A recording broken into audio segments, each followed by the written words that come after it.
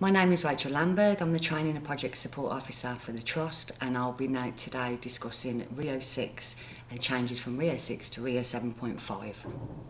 There are two other videos available. There's the intranet and the dashboard video for you to be able to view. RiO 7 changes.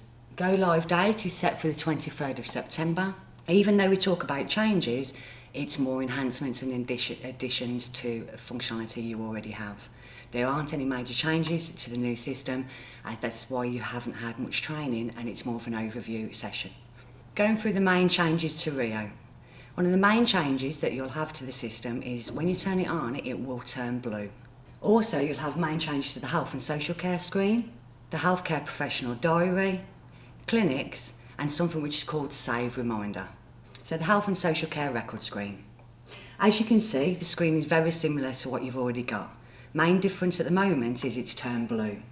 But what you will notice, as before in RiO 6 and IPM, when you've had allergy, looking for an allergy and you're looking for the small little allergy icon, now what you'll notice is it's in the clinical indicators. Your links that you've had previously that have been red and italics, so to your demographics and links to other forms, are now black and in bold, so they stand out a little clearer. These are called panels. All your documentation will still be on your right hand side, and the summary of your patient will be here on your patient's record, on your patient's link. What you can also have next to the patient's icon is there will be a little drop down arrow, and that can contain 10 different items, and that will enable you to have shortcuts to different areas within the RiO system. So for example, if every time I go on a patient's record I like to navigate to the progress notes or the risk assessments, on that drop down next to my patient's icon I can have up to 10 places that I can navigate to quickly. Most of the other screen will be very similar, but you'll be getting added functionality as we go along. So you can have more panels. You can have things such as an audit where it will state at the bottom of the screen exactly who's accessed that patient's record. Healthcare professional diary. One of the main differences in the healthcare professional diary is what you'll see is when you've got your contacts, when you book it, you are now able to directly click straight onto a Word icon who will then produce an editable letter for you. This stops you from having to search for the patient, go on a clinical documentation, find your editable letter and print it out that way. You'll just book your appointment, click on your letter will be generated, you are able to edit that letter if required and then print that letter off. Another new feature of the healthcare professional diary, and probably one of the best features of it, is when you book an appointment now, say somebody is phoned up and cancelled, or you have cancelled that appointment because you can't do today but you can do tomorrow, instead of you having to manually cancel the appointment and then rebook it in, what you can do is you grab hold of the appointment that you've put in your diary, you drag it and drop it into what's called the appointment scratch pad. Once you've dropped it into the scratch pad, you then navigate to your diary on the day that you want to rebook that appointment, pick that appointment up, drag it and drag it back into your diary. So it's a drag and drop functionality. You can have more than one contact in your scratch pad, and you can drag them and drop them into different places in your diary if you need to. You'll also notice at the bottom of your healthcare professional diary, you've got added links. I think at the moment there are only 2 or 3 links at the bottom of your diary. You can now see there's many more places that you can navigate to from there. What you'll also notice is your keys. You've got a lot more options in your keys, but you've got very similar colours. So for example, if I had a contact in there and it was pink, I wouldn't know if it's a passed on outcomed clinic appointment, passed on outcomed community appointment, or an ad hoc. So if you put your tick in the visual indicators, it gives you a small abbreviation in the colours so you know what it's referring to. When you book an appointment, your screen is very similar to what you've already got. As you see at the top, this is exactly what you already have. However, you have more panels at the bottom. So for example, when you're adding a client, you can just click on your button, search for your client and add your client that way. And you can add your client to a contact with different referrals. If you're adding additional healthcare professionals, you would click on the tab and you would search for them people exactly the same way as you do a client. Intended activities is a little bit different to what you've already got. At the moment, you go to intended activities, you scroll down and you've got a little list. and you're trying to find which activity you need. Now when you click on your intended activities tab, you'll have a full list of intended activities with little boxes next to each for you to just select which ones you need. Repeat appointments. At the moment in RiO 6, repeat appointments doesn't work very well. In RiO 7 it works fine. You can select your repeat appointments and then you can pick which ones of them repeats that you need to book. Outcome and appointment is slightly different to what you've already got. Again, at the top you'll see it's very similar to what you already have, but when you outcome an appointment now, with the added functionality, you would scroll down and you can type the progress notes directly into that appointment. So there's no need for you to enter the time or what appointment type it was. Not only can you do your notes, is what you'll see at the top, you can also navigate to any assessments and create the assessments from that appointment. So now when you outcome your appointments, you'd put the outcome in, you can do your progress notes, and you can add any assessments that happened in that appointment, and that keeps all your appointment linked together. Client's diary. At the moment in RiO 6, when you're trying to look for a client's appointments, you're going through and looking at client-related data view. And you're trying to search from all them appointments by putting in dates of what is what. Now in RiO 7, clients have their own diary in their own right. So you can navigate to the client's diary and you can then filter exactly what appointment types you want. You'd put your date in and you can say I want all appointments, cancelled appointments, or appointments from different healthcare professionals or different referrals that they're attached to.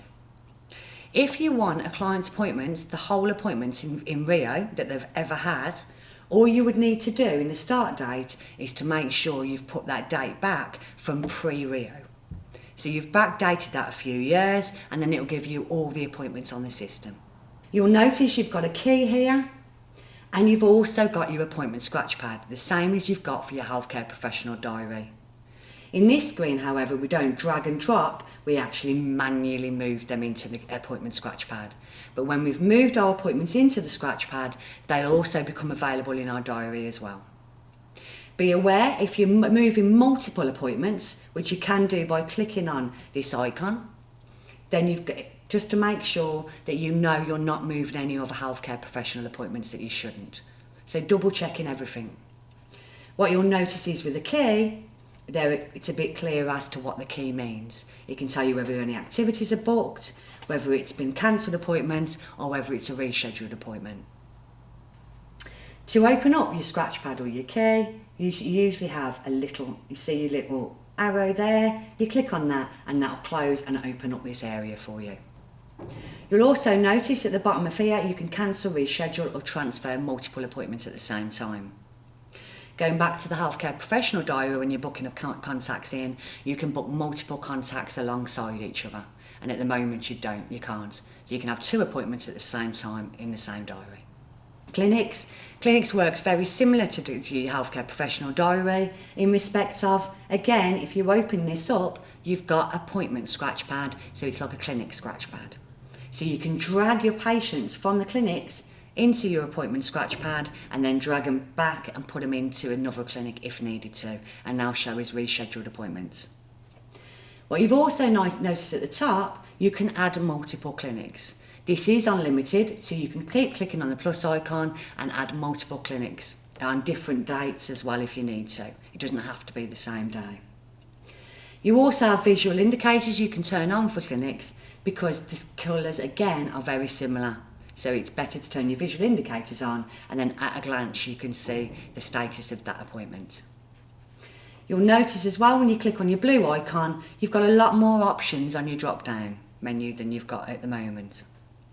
And batch printing works absolutely fine in RiO 7, so you can now batch print your clinic appointment letters. You can outcome multiple by again selecting them and clicking the outcome button, and it will outcome multiple appointments at the same time. Moving on to future developments, I've only talked about basically what we're going to have when we go live, but the system is being constantly developed. We're on 7.5 we will be taking, and that's the most up-to-date version of the system. However, there's new functionality that will become available, and in time you will notice, but you will get the guidance when and where you need it. So just to talk about future development, we talk about linear forms, precondition logic and conditional logic.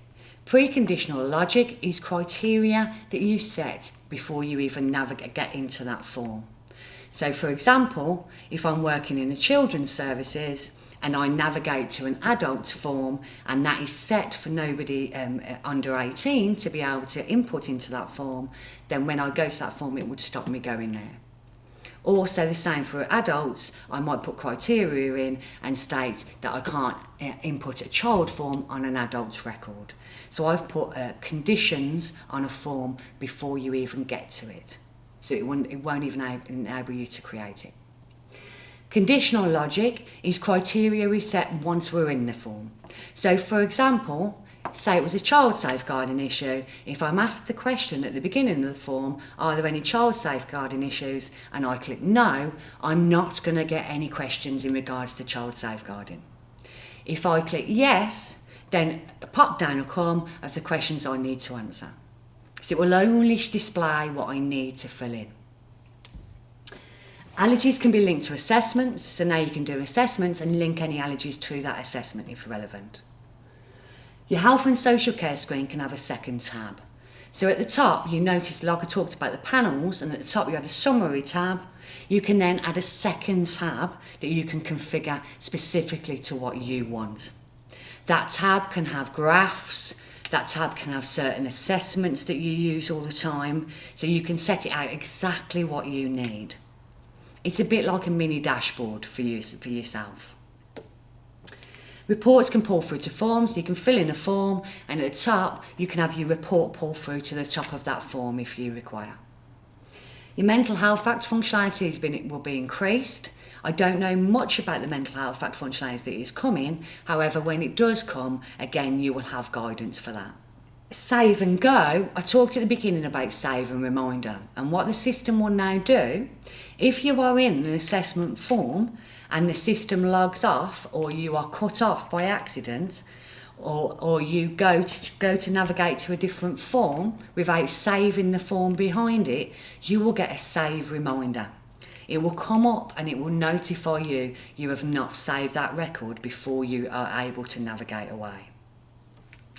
Save and go is a functionality that, for example, when you're in progress notes, for example, and you've got a save button, on that save button you can specify exactly 3 areas that you can go to when you click save.